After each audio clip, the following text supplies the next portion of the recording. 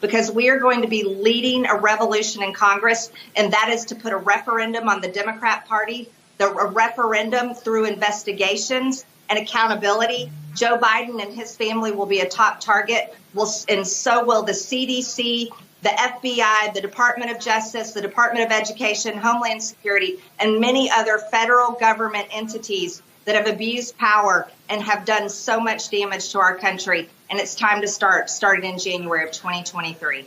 So here's what happens if, and many people today would say when, the Republicans take over one of the branches of our government this November. Investigations. In other words, multiple, giant, expensive, time-consuming, pointless, regressive wastes of time and taxpayer money. The GOP plan after November is no secret. Matt Gaetz a few weeks ago and Marjorie Taylor Greene this week are not mincing any words when they repeatedly keep saying that when they get into power in DC again, they aren't going to legislate or serve their constituents or ease any of the pains the working class is facing today, but they're going to engage in partisan squabbling for no other reason but to serve their own egos. Republicans understand that their mandate in this election is not to go hold hands in the warm spring rain with the Democrats. It is to investigate them and to hold them accountable. And we can do that without the Senate. And it's so frustrating that with inflation this high, gas prices through the roof, the GOP has the upper hand in messaging those exact things going into the midterms. And Democrats are certainly to blame for not focusing enough on those kitchen table issues that pretty much decide every election. But the GOP has no plan to ease any of those things. They've told us what they will do when they win. Grandstand in the halls of Congress so they can get a few sound bites for their Twitter accounts. This isn't a revolution, Marge.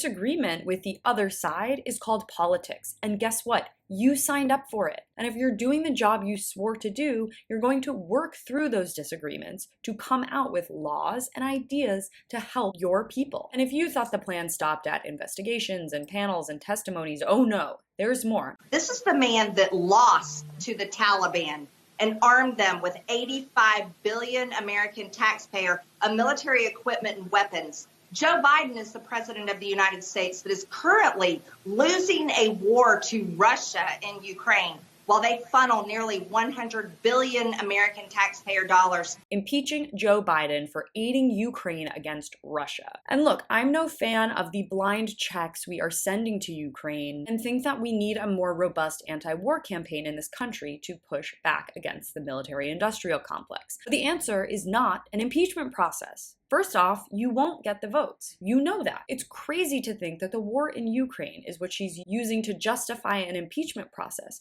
It's a conflict that largely has bipartisan support. And I'm not the biggest Joe Biden stan, but his milquetoast traditional Democratic politics couldn't be farther from radical or impeachable. I'll be honest, I'm really nervous for these midterms because while the GOP is running on a strong economic message attacking the Democrats, they have no plan other than costly hearings, investigations, and impeachments, and I am already sick of it, and we still have a couple weeks until the midterms. Thanks so much for watching. You can follow me on all platforms at Caro Johnson 917.